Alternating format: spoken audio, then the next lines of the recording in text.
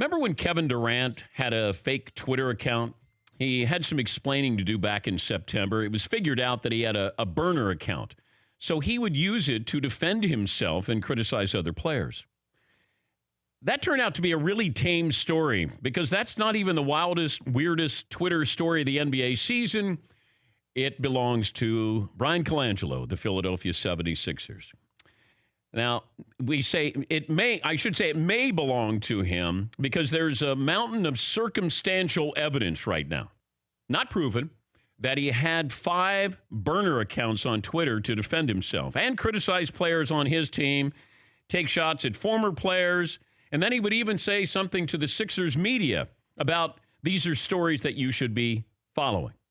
Now, you would think a 2-time executive of the year, his father, storied career as the owner of the Chicago Bulls, but then you have a situation like this saying it's not possible, right? Like, would it get this low, this petty, take a shot at the former GM, Sam Hinkie, trust the process guy, maybe lead some media people to some medical reports from a player they were trying to trade, take a shot at Joel Embiid dancing in a Meek Mill concert. Some of the things that he was saying and talking about some of his players, took some shots at Markelle Fultz, his former shooting guru. Nerlens Noel didn't fare well in this. But there were a lot of things that were brought up here, circumstantial evidence. And we have reached out to the 76ers, by the way. But just looking at some of the things that were said, why they would be said in the first place, not quite sure from somebody this decorated. And by the way, has had a great career as a GM. He's made some incredible moves in Toronto, Phoenix, and in Philadelphia. His track record is pretty good. Now, maybe he's not getting the credit that he thinks he deserves. Maybe Sam Hinkie, who gave us Trust the Process, even takes a shot at Sam Hinkie, saying, how's that teaching gig working out at Stanford? Ouch. He talks about Joel Embiid, calling him a big selfish baby. He talked about, now, these accounts talk about Nerlens Noel, a selfish punk, a vulture, discloses Jahlil Okafor's injury medical information, which is illegal, diminishes the job performance of Sam Hinkie as well, and the job that he had in Philadelphia. So he had these accounts. Now, he did admit, I believe yesterday, that he had one of these accounts is his. So one of these burner accounts is actually his. That feels like a big mistake there. I think if you're going to go all in, if you have one, it feels like you might have had 2 or 3 or 4 or 5. Yeah, I had one. Well, what did you write on that Twitter account, on your burner account? What did you put on there? But some of the stuff that he's saying is, it feels like there's somebody who knows a little bit more about these topics. You don't want to give the impression you know too much about it because then that'd be a giveaway. But I think those who use Twitter, Twitterologists, are able to figure this out. It doesn't take long to connect the dots that this is probably Bryan Colangelo. It's coming from him. Yes, Paul. One of the accounts was at not Bryan Colangelo. Seriously, at not Bryan Colangelo. It's weird. And also, if you read the article, the reporter from The Ringer had questions about 5 different accounts. He emailed the Sixers media staff and asked them about 2 of the 5 accounts. Within hours of that email, the 3 other accounts in question were moved from public to private. Yeah. And so the ones he didn't even ask about. Yeah. So whoever ran those accounts somehow the same day changed them to private. Okay. Now, there's a couple things at play here. I don't think that he would be the only front office person who would be guilty of this in all sports. I'm going to guess that you're monitoring your players. Now, it's one thing to monitor, but he's injecting himself. He's giving you opinions on these players. He's trying to lead the witnesses here. And you don't know who this guy is. But he said, I'd love to have a medium-sized ladder. I'd love to knock some sense into Joel's head right now. He's playing like a toddler having tantrums.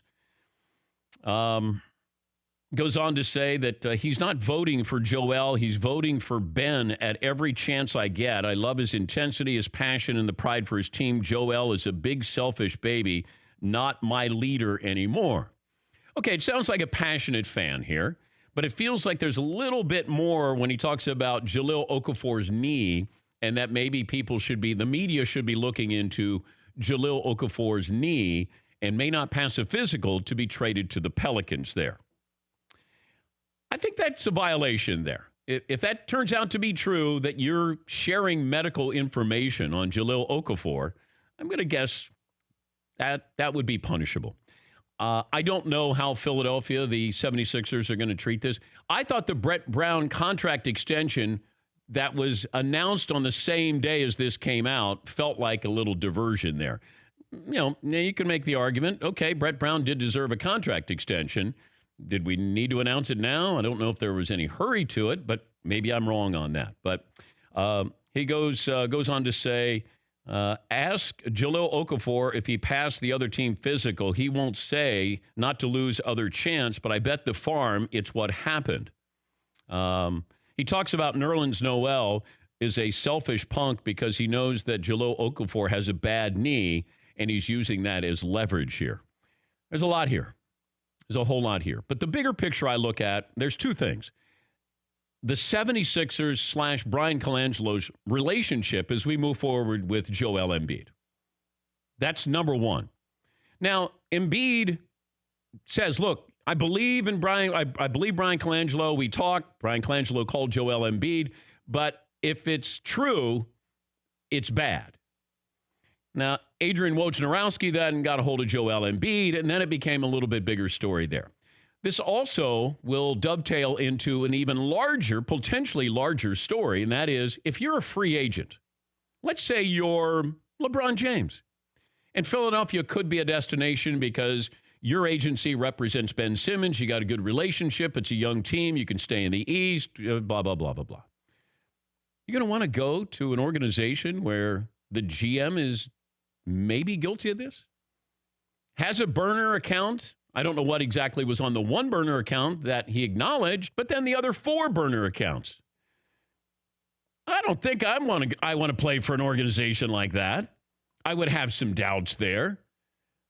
If you're other free, like Paul George, if LeBron says, hey, bro, why don't we just get together, man? Let's just go in there. We'll dominate the East. And then all of a sudden it's like, hold on here. Let's wait and see how this kind of flushes out. For more Dan Patrick Show, tune to Audience Channel 239 on DirecTV or download the Dan Patrick Show app.